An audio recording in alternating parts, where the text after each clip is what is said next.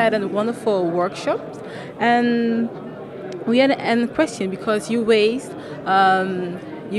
the attention to the NGOs. The NGOs, one of the partnerships in this whole conference. We all talked about businesses, we talked about government, knowledge institutions, but also about NGOs.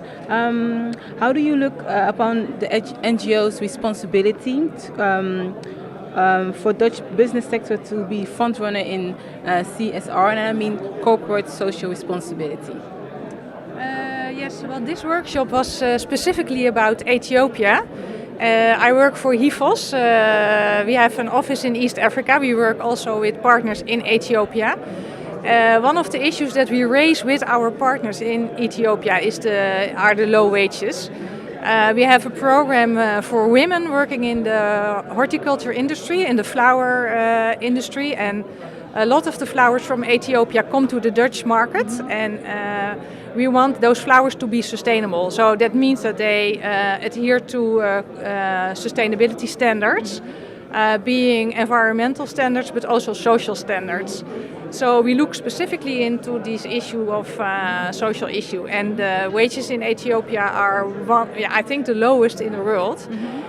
So in this discussion that we just had about promoting investment in Ethiopia, and especially also looking at Dutch investors in Ethiopia, I was raising the issue to what extent they adhere to this corporate social responsibility, and also helping to promote to make the products or the production's value chains more sustainable, and to what extent they think that Dutch business have a kind of a front runner role to play.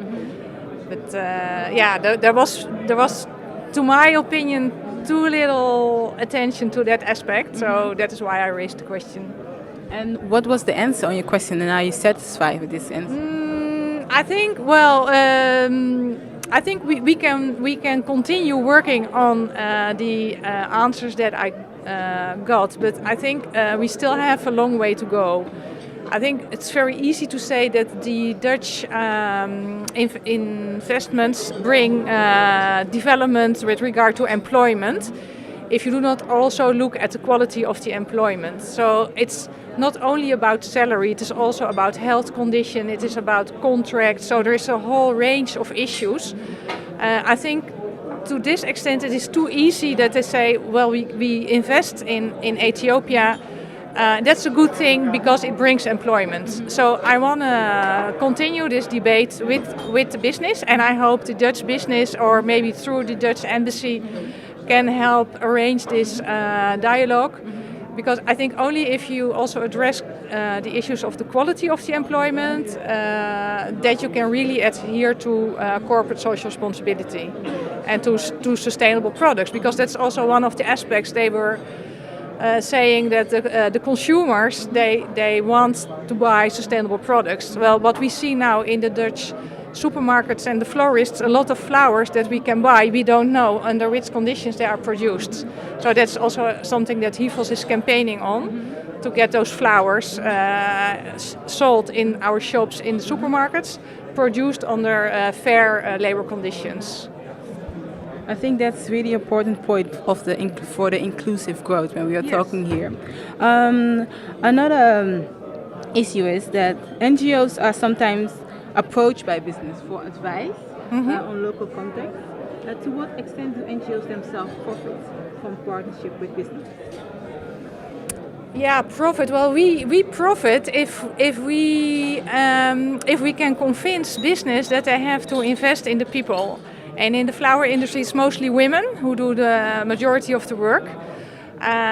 We approach business saying that if you invest in the women, it's good for the business, but it's of course also good for the women. That's why we campaign on that issue. So what's in it for us is that their rights are being,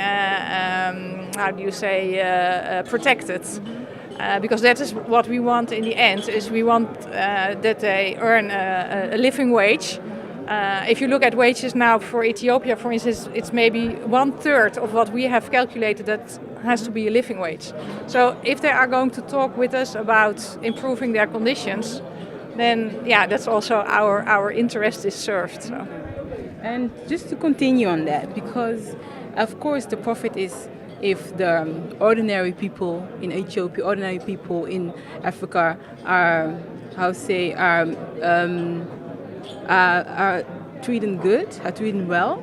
But I just want to say there is a change. There is a new financial modeling, financial model for development, for development cooperation. And how does the NGOs fit in this new model? What kind of model do you mean? A model is that we work from aid to trade. Yeah. So the business is a new partner, and clearly the benefit for the business is that they do investments, and in shorter or longer term they will get back their money, to say it very simply. Yeah. But what do you get back from NGOs? What you get back from NGO? Well, I think, I do not agree to the shift from aid to trade. I think you still need aid. Because I think you need, because if you look at the level of education, for instance, who's going to pay for the education? I mean, here in this workshop they say, we invest and people learn doing the business. But to be able to learn some business, you also need to learn to read and write. If we look at the vulnerable position of women in the flower industry, it's mainly because they are illiterate, so they cannot even read their contract, so they can be exploited in many ways. So you need aid to help education systems, health systems, because you cannot depend only on trade.